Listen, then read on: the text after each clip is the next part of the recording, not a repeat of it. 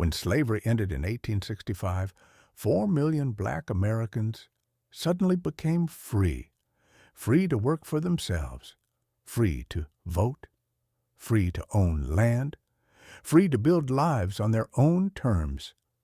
For a brief moment, it looked like America might actually follow through on its promise of equality. Black men were elected to Congress. Black families bought property. Black communities built schools and churches. The future seemed wide open. But then it all came crashing down. By 1900, just 35 years later, black political power in the South had been almost completely erased. Segregation laws controlled every aspect of daily life. Violence and terror kept communities silent. And the law backed all of it. This wasn't an accident. It was a system, a carefully constructed cage designed to trap black Americans in second-class status for generations. And it had a name: Jim Crow. Jim Crow wasn't just a collection of racist laws. It was an entire social order built on the idea that black people should never, ever have real power in America. It touched everything: where you could live, where you could work, who you could marry, where you could eat, how you could travel, whether you could vote, and whether you'd live to see tomorrow. The system was so effective, so deeply embedded in American life, that it lasted almost 100 years. And when it finally fell, it left scars that never fully healed. This is the story of how Jim Crow destroyed black freedom after slavery and why we're still living with the consequences today. Let's start with a name. Jim Crow. Where did it come from? In the 1830s, a white actor named Thomas Dartmouth Rice created a character for minstrel shows. He painted his face black, dressed in rags, and performed a song and dance routine he claimed was based on a disabled black stable hand he had seen. The character's name was Jim Crow. The act was grotesque, mocking, and wildly popular. Rice performed it across America and Europe, and the name Jim Crow became shorthand for racist caricatures of black people: lazy, stupid, childlike, and inferior. By the late 1800s, that name had been slapped onto something far more sinister: the laws and customs that stripped black Americans of their rights. The term Jim Crow became a label for an entire system of racial oppression that would define the South and much of America for nearly a century. But to understand why Jim Crow happened, you have to go back to Reconstruction. When the Civil War ended in 1865, the federal government faced a massive question. What do you do with 4 million formerly enslaved people? The answer, at least for a while, was Reconstruction. Between 1865 and 1877, the federal government tried to rebuild the South and integrate black Americans into political and economic life. The 13th Amendment abolished slavery. The 14th Amendment granted citizenship and equal protection under the law. The 15th Amendment guaranteed black men the right to vote. And for a brief moment, it worked. Black men voted in huge numbers. They were elected to state legislatures, to Congress, and to local offices across the South. In South Carolina, black legislators actually held a majority in the state House of Representatives. Black families opened businesses, bought land, and sent their kids to newly built schools. Freedmen's Bureau agents helped negotiate labor contracts and resolve disputes. Federal troops stayed in the South to enforce the new laws and protect black voters from violence. This terrified white Southerners, especially the white elites who had held power before the war. They watched in horror as black men voted, held office, and demanded equality. They saw their economic system built on the exploitation of black labor crumbling. They saw their social order built on the idea of white supremacy, under attack, and they decided to fight back. At first, the backlash was violent and chaotic. The Ku Klux Klan and other white terrorist groups burned black schools and churches, murdered black leaders, and terrorized black voters. They lynched people in public as warnings. They staged massacres, like the one in Colfax, Louisiana, in 1873, where white militias killed more than 100 black people in a single day. The message was clear: stay in your place or die. But violence alone wasn't enough. White Southern elites needed something more permanent. They needed the law on their side, so they waited. And in 1877, they got their chance. The election of 1876 was a disaster. Republican Rutherford B. Hayes and Democrat Samuel Tilden both claimed victory, and the results in 3 Southern states were disputed. To break the deadlock, Republicans made a deal with Southern Democrats. Hayes would become president, but in exchange, federal troops would be pulled out of the South. Reconstruction was over. Without federal protection, black Americans in the South were left defenseless, and white Southern politicians wasted no time seizing control. Over the next 2 decades, Southern states rewrote their constitutions and passed hundreds of laws designed to strip black people of political and economic power. This was Jim Crow, and it was systematic, strategic, and devastatingly effective. The first target was voting. The 15th Amendment said you couldn't deny someone the vote based on race. So Southern states got creative. They passed laws that didn't explicitly mention race, but were designed to exclude black voters. Literacy tests were one tool. To register to vote, you had to prove you could read and interpret complex legal texts. But the tests were rigged. White registrars would give black applicants impossible questions, like asking them to interpret obscure clauses of the state constitution. Even highly educated black people failed. Meanwhile, white applicants got easy questions, or no questions at all. Then there were poll taxes. To vote, you had to pay a fee. This excluded poor black voters and also poor white voters. So states added a grandfather clause. If your grandfather had voted before the Civil War, you were exempt from the poll tax. Since black people couldn't vote before the war, they had to pay. White people didn't. Some states required property ownership. Others required good character affidavits from white citizens. All of these laws were designed to look race-neutral on paper while being brutally discriminatory in practice. And it worked.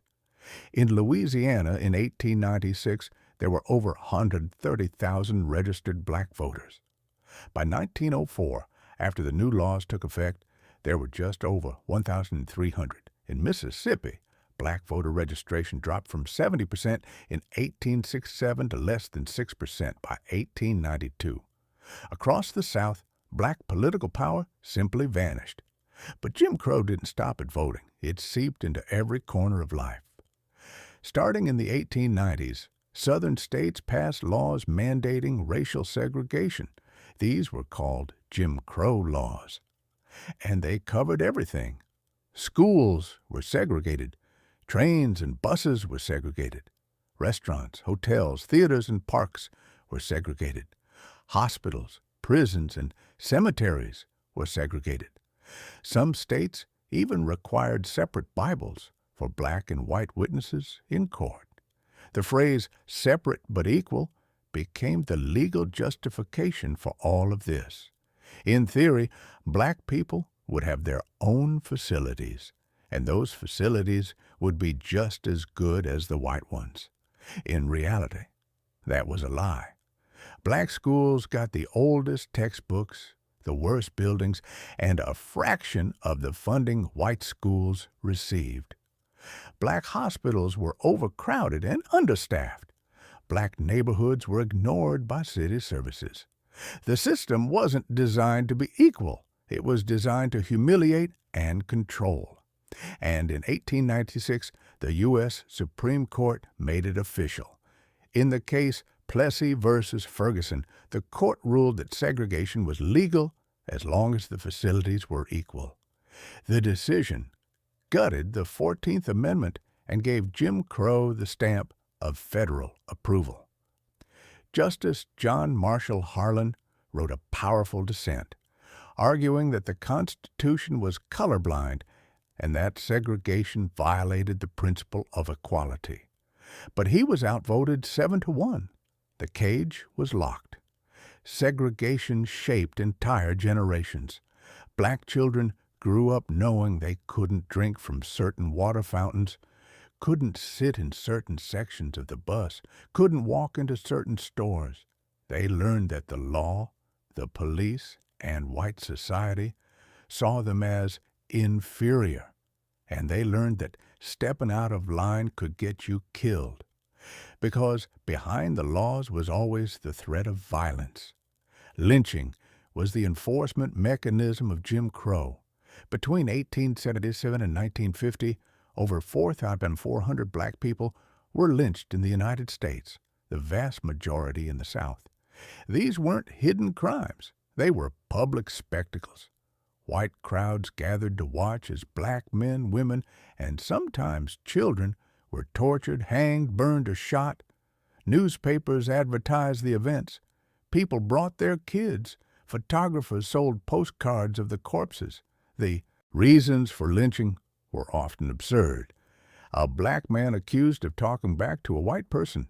A black woman accused of not showing enough deference. A black teenager accused of whistling at a white woman. In 1955, 14-year-old Emmett Till was brutally murdered in Mississippi for allegedly doing just that. His killers were acquitted by an all-white jury. Later, they admitted to the crime in a paid magazine interview. They faced no consequences. Lynching wasn't about justice. It was about terror. It was about reminding black communities that their lives were worthless in the eyes of white society. And it worked.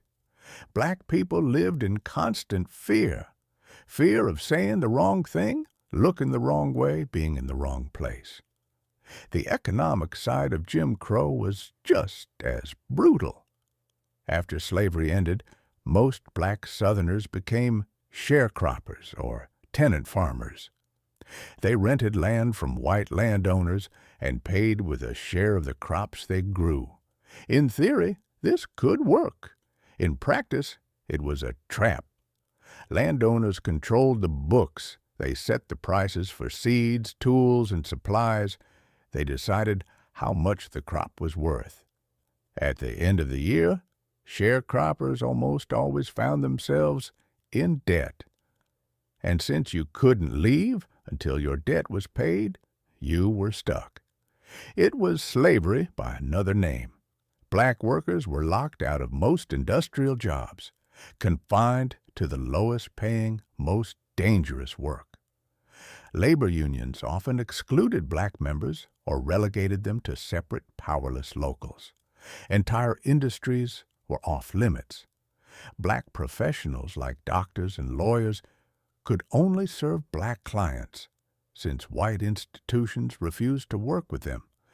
And if you tried to build wealth anyway, white society could destroy it overnight. In 1921, a white mob attacked the Greenwood district of Tulsa, Oklahoma, a thriving black neighborhood known as Black Wall Street. Over 2 days, rampaging whites burned 35 city blocks, destroyed over 100 to 200 homes and businesses, and killed as many as 300 black residents. Survivors were arrested and held in internment camps. The city blamed black people for the violence. No one was ever prosecuted. Insurance companies refused to pay claims. Decades of accumulated black wealth were erased in a matter of hours. Tulsa wasn't unique. Similar massacres happened in Wilmington, North Carolina in 1898. in East St. Louis, Illinois in 1917, in Elaine, Arkansas in 1919, in Rosewood, Florida in 1923. Again and again, thriving black communities were targeted and destroyed, often with the help or complicity of local police and government officials. The message was clear. Black success would not be tolerated. Jim Crow also controlled where black people could live. In cities across America, not just in the South, neighborhoods were segregated through legal and informal means. Cities passed zoning laws that restricted where black families could buy property. Banks refused to lend to black buyers, a practice called redlining. Real estate agents steered black families away from white neighborhoods, and if a black family did manage to move into a white area, they faced harassment, violence, and sometimes firebombing. This created a geography of inequality. Black neighborhoods were systematically underserved. They got fewer parks, worse schools, less public investment. They were often located near industrial zones, dumps, or polluted areas.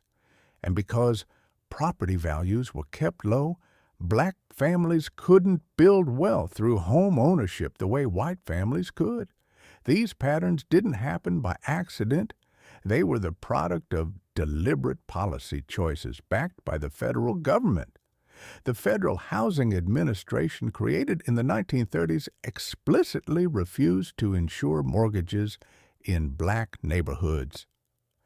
The agency's underwriting manual warned against the infiltration of inharmonious racial groups. This locked black families out of the post-war housing boom and created the racial wealth gap that still exists today. But here's the thing.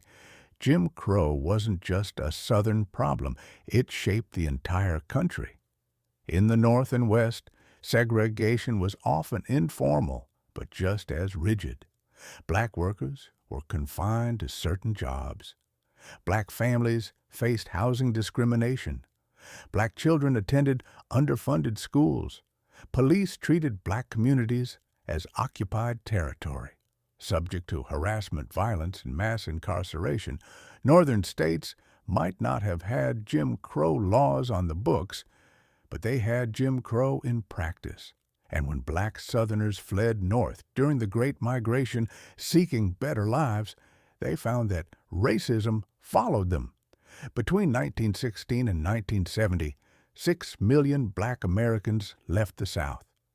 They moved to cities like Chicago, Detroit, New York, Philadelphia, and Los Angeles, hoping to escape Jim Crow and find economic opportunity. In some ways, they did. They found jobs in factories, built vibrant communities, and gained more political power. But they also faced intense discrimination, violence, and segregation in their new homes. The North didn't welcome black migrants. It contained them. Redlining, restrictive covenants, and white hostility kept black families trapped in overcrowded, underfunded neighborhoods. Riots broke out when black residents tried to move into white areas. Police brutality was rampant, and the dream of escaping Jim Crow turned out to be more complicated than many had hoped. So how did Jim Crow finally fall? It didn't fall on its own. It took decades of organizing, protest, legal battles, and sacrifice to bring it down. The civil rights movement of the 1950s and 60s attacked Jim Crow on multiple fronts, in the courts, in the streets, and in the halls of Congress. The legal fight began with the NAACP, which spent years challenging segregation in court. In 1954, they won a landmark victory in Brown v. Board of Education, when the Supreme Court ruled that separate but equal was unconstitutional. The decision overturned Plessy v. Ferguson and declared school segregation illegal.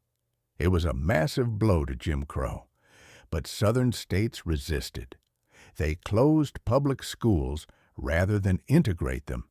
They passed laws to delay or block desegregation. They harassed and intimidated black families who tried to enroll their children in white schools. The Little Rock Nine, 9 black students who integrated Central High School in Arkansas in 1957, faced screaming mobs and death threats. It took federal troops to protect them. The fight moved to the streets. In 1955, Rosa Parks refused to give up her bus seat in Montgomery, Alabama, sparking a year-long boycott that crippled the city's public transit system. In 1960, 4 black college students sat down at a whites-only lunch counter in Greensboro, North Carolina, and refused to leave, launching the sit-in movement. In 1961, Freedom Riders traveled through the South on interstate buses, challenging segregation in transportation. They were beaten, arrested, and firebombed, but they kept going. In 1963, Martin Luther King Jr. led the March on Washington, where over 250,000 people gathered to demand civil rights. King's "I Have a Dream" speech became a defining moment of the movement. That same year, police in Birmingham, Alabama, turned fire hoses and attacked dogs on peaceful protesters, including children. The images shocked the nation and the world. The violence against activists was relentless. In 1963, 4 black girls were killed when the KKK bombed the 16th Street Baptist Church in Birmingham. In 1964, 3 civil rights workers, James Chaney, Andrew Goodman, and Michael Schwerner, were murdered in Mississippi. In 1965, marchers in Selma, Alabama, were beaten by police on the Edmund Pettus Bridge in an attack that became known as Bloody Sunday. But the movement didn't stop, and eventually the federal government acted. In 1964, President Lyndon B. Johnson signed the Civil Rights Act, which outlawed segregation in public places and banned employment discrimination based on race, color, religion, sex, or national origin. In 1965, he signed the Voting Rights Act, which eliminated literacy tests, poll taxes, and other barriers to black voting, and gave the federal government the power to enforce voting rights in the South. Jim Crow was legally dead. The signs came down. Schools integrated, black voters registered in huge numbers, black politicians were elected to office again. The cage had been unlocked, but the damage was already done. Jim Crow shaped American society for nearly a century. It determined where people lived, where they worked, how much wealth they could build, what schools their children attended, and whether they had a voice in democracy. And when the laws finally changed, the effects didn't disappear. The racial wealth gap that Jim Crow created is still with us. The average white family has roughly 10 times the wealth of the average black family. That's not because of individual choices. It's because white families had decades of government-backed opportunities to build wealth through home ownership, business loans, and education, while black families were systematically excluded. The housing segregation that Jim Crow enforced is still with us. American neighborhoods today are nearly as segregated as they were in the 1960s.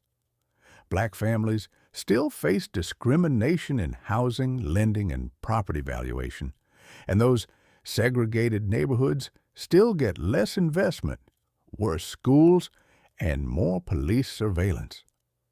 The mass incarceration system that exploded in the 1970s and 80s has deep roots in Jim Crow.